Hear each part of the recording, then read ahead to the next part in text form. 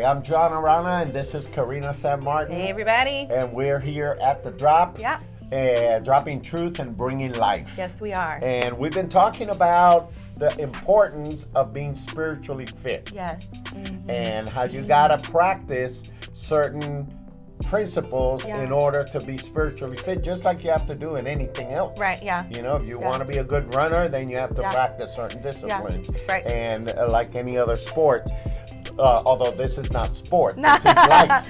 Yeah, but it's the same. I mean, it's such a great analogy because, like, I was even thinking, you know, when you're trying to get physically fit, you know, whether it's just to be healthy or it's like to become a runner or whatever, like, you have to do things consistently. Yeah. There has to be a level of consistency, and because when there's not consistency, there's really not real change. There's no real benefit. Yes, because it's like, oh, I'm going to be a runner. I'm going to run today. And like, oh, I don't want to run the next day. And like, oh, okay, I'll run on Friday. And then it's like, oh, I don't feel like running this week at all. Okay, well, there's no consistency, so you're not really be becoming a runner. Exactly. You just have an urge to run every now and then. Right. Or you would like to run. Or you would, like to be a runner. I don't know who would ever say that. To me, running is like torture, but but I think you're right. Like, there's, just like if you want to be physically fit, you have to make a commitment to following through with what is it going to take to achieve this in my life. And being spiritually fit is, just as important, if not more important, than being physically fit. Yeah. Because we're physical beings, but we are spiritual. Yeah. Well, we're spiritual beings with a physical body. I guess that's what I could say. So we're talking about studying the Word and going deeper in our understanding. Yeah. And I think one of the things that we'd like to convey is that if you really trust the Bible and you study it, it will have a great effect in your life. Yes, so many benefits. Because it says it will not return void. Yeah. So it's not wasted time. It's not, it's not going to do anything. Yeah, it will do something. And I think that it will change your life. It says it even has the power to save your soul. Yeah. It can correct, it can instruct. And I think that a lot of people are looking for guidance, in their life, saying, how do I live my life? What do I do? How do I know to make good decisions? And so on and so forth. Well, here's a book that has been tested in time from centuries and generations. Yeah. And it's stood up against the tests and the skeptics and so on and so forth. So I think it's been proven to be reliable. Oh, of course. Yeah. And so we want to talk a little bit about, how do we actually study the Bible? Right, yeah. Okay? Because there's a difference between reading it, meditating on it, and studying it. Right, yeah. Okay? And I think maybe some practical things to say is when you pick a subject, you have to pick a subject. And people say, well, where do I start? Yeah. I tell people, well, start with what interests you. Yeah, exactly. Yeah. If somebody is having a lot of, maybe anger in their heart, or, they want to, they just want to destroy the whole world. Man. You're angry, some Hulk action. one place to start is look up the word anger. Yeah. And get a clear definition. Good old concordance in the back of the Bible. What that means. Now, in most Bibles in the back have what they call a concordance, which is an index of words, little keywords, and Bible scriptures. Yeah, that have that word in it. Yeah, where you find those words. And so that's one place to start. Right, yeah. But thank God we have technology nowadays. Oh, yeah. And so you could find free Bibles online in the in the app stores and download one for free. And every one of those has a feature where you could look up a word. If you want to look up anger, and it will give you a list of where that word anger appears. Yeah. And so that's one easy place to start. Right, yeah. And I think you've done that. I've done that. I still do it. And I've been doing this for forever. Yeah. And so there's a lot of practical ways in which we can begin to get a little deeper. Yes. But start with what interests you. Yeah. What else can we say about this? Yeah, I think that's really good. I think another cool way to kind of like go deeper in the Word is wherever you decide to read. You know, everybody kind of like, I think, flows differently with where they like to read in the Word sometimes. You know, some people really love the Old Testament because they love like all those historical stories and the lessons you can learn from there. But I think wherever you choose to read, you know, sit down and like read that passage, but then either get out your phone, you know, to me is the easiest way to do. Yeah. And is to look up, you can even just Google like biblical commentary for and put the scriptures that you just read and it'll pull up like a commentary, which most of us know, but a commentary basically explains very in depth what's happening, why it's happening, you know, where it's coming from, who did what, you know, what this really means, and oh well, in the Greek or Hebrew this means this, and you know, so it just like will take you a lot deeper in that passage. So what I like to do is I like to read something and then I go and I look up the commentary. And then after I get the understanding from the commentary, then I like to go and reread the section. Okay. Because then I'm like, oh, okay, now like, wow, this is so much deeper and so much richer because I have now a deeper understanding. You know, so I think that like that's one cool way to study. And I think to me, when you study something, there also has to be like, or there should be like an application that you get from that. Sure. You know, there you go. that takes it even further. And I think that's what brings about the life of the Word of God is taking application of whatever the heart of what you just read is. How am I going to practice this? Yeah, exactly. You know, I think that brings the studying to life even more. Yes. When you can see a life change because of what you just read and studied and now are applying to your life. So first, you know, I mean, you could start with a word search, which you could do on your device, or you could do with your Bible in the back of it. Second, you could, you know, find a commentary which are free online. You can find them online and say, hey, I want to study this particular verse. What are people saying about this verse? You know, and you get a good commentary might be a Matthew Henry commentary and so on and so forth. Then the third way that I like to study is looking for principles and looking for patterns, because a principle is like a spiritual law. And patterns are like spiritual patterns. And so if I'm concerned about a specific principle, a specific subject, you know, if I want to learn to be a giver, you know, maybe I'm not such a generous person and I want to work on learning how to be more generous, then I'll go and I will look up a concordance and get all the scriptures that talking about giving. But then I'm focused on identifying a principle. And a principle is a spiritual law that works in any culture, any language, any time. So it transcends culture and time. For example, a principle would be give and you shall receive. That is a principle. That'll work in China, Japan, Germany, you know, Costa Rica, you know, and it'll work anytime.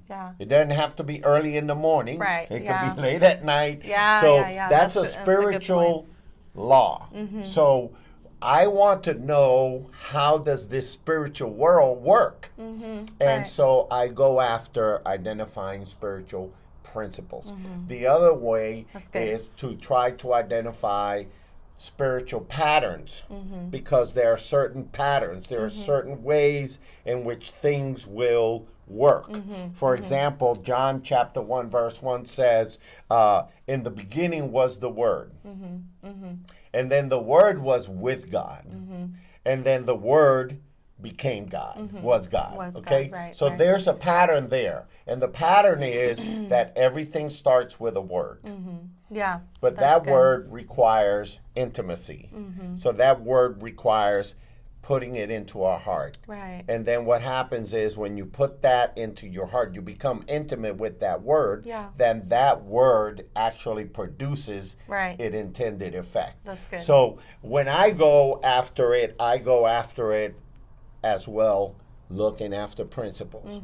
What's the principle here? Yeah. What's the principle here? What is there a pattern here? Is there a pattern? Because then I go and I say, okay, I'm going to practice that principle. Right. Yeah. Exactly. If I want the result. Yeah. Exactly. Yeah. And that I love the little parable. I think it's in a couple of the different Gospels, but in Luke 6, Jesus is saying, you know, he's like talking to a group of people. And he's like, why do you call me Lord, Lord, but you don't do what I say? Right. And then he gives the example of, he says, like, everyone who hears my word and puts it into practice is like the man who has his house built on a firm foundation. And the storms come and everything, and the house doesn't shake. And then he says, but the one who hears my word and doesn't put them into practice is like the man who built his house on the ground with no foundation. Yes.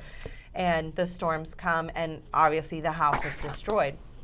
And so I think that, you know, he says right there, and puts them into practice. Puts them into the man practice. who hears the word and puts them into practice. Yes. And I think to be able to practice something, you have had to put some time into understanding, into learning, into studying more, and to, you know, like even when I think about when you were teaching me, you know, volleyball skills, and just this thing of practicing. Oh, but for somebody who might not know, I'm her dad. Yes, this is my dad. Yeah. Not just my pastor who taught me how to play volleyball. But yeah, this is my dad. And when I was a kid, you know, like you were teaching me something new, and it's cool to see the process of learning something new, practicing something, and it having an effect on your life. And it's like the word process is that way too. You know, like first you hear something, you know, you told me, okay, this is how your form is for the serve. This is what you need to do.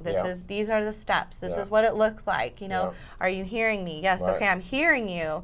Okay, but it's like if I just heard you and walked away and never practiced it, never absorbed it, never let it change my form, never let it this or that, it would have been useless. And that's how the word is, you know, for us. And so the studying is a part, I think, a prerequisite to be able to practice. Absolutely. Which the practice is what changes our life. Yes. And I love that you're using the word practice, because a lot of people don't realize that you're not going to get it right the first time. You're going to mess up so much and fail so much. you know? You're not going to get it right the first time. And you know, practice requires repetition. Repetition. And it also involves adjustment.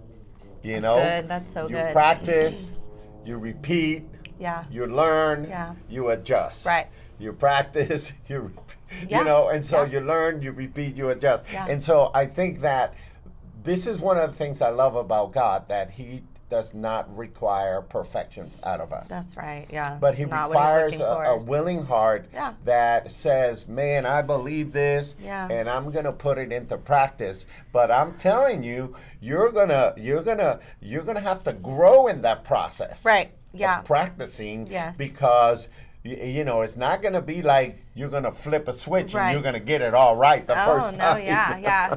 And even in the analogy of like learning my volleyball serve, you know, it took a lot of time and commitment and patience and even doing steps that in my brain at the time I was like, why am I doing this step? This is the most ridiculous repetition. Like I remember you used to make me toss the ball up and watch it drop to the ground. And I was like, it's really not that hard to toss the ball up, Dad. Like, it's a simple task. I just want to hit the ball. Yeah, but like it all obviously now, like, you know, when you look back on it as an adult, you're like, my gosh, that was like so important. Like, because if you don't have a good toss with an overhand volleyball serve, it's wrecked. Like, it's wrecked before you even hit the ball, you know?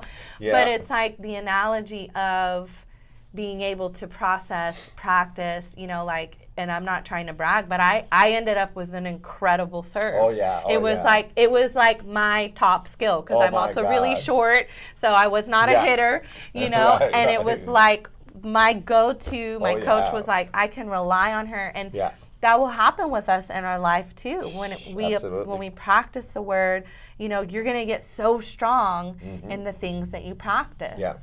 Your skill will become perfected, you know, and I remember used to serve, and I used to go to the games, and I was one of those dads that would yell. The loud dad. You know, and, but man, you would be serving, and it'd be like 5, 6, 7 points in a row. I mean, sometimes my coach would pull a timeout, and she would literally tell me, can you switch to underhand? She said, let's go ahead and switch to underhand, because it's like, you know, not even a game, you know, like when you're like scored 10 points and you only need 15, you know, it's like we do want to play. Like, let's not finish this game in like 15 minutes.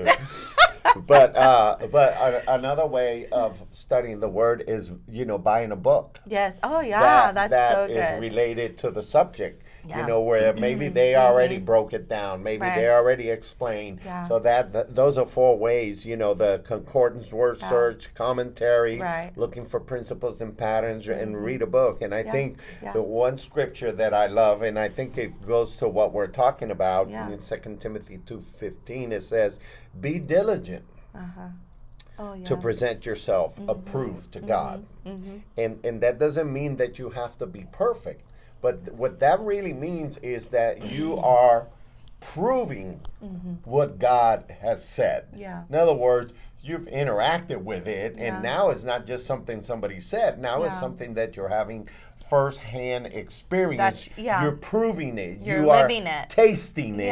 And you are related to it. And it says, so do that, because then you'll show yourself as a worker that does not need to be ashamed, rightly dividing the word of truth. So he's saying, be diligent. Be diligent, you know, and so it's like in everything, if you're going to try to be spiritually fit, then you have to commit. You have to commit to practice. You have to commit to study. You have to commit to practice. But here's the reward. It'll save your soul.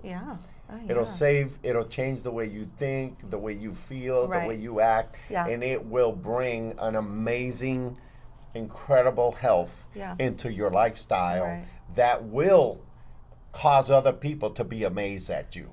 Will cause other people to look at you and say, what has happened to you? Because they'll see the I see the change in you.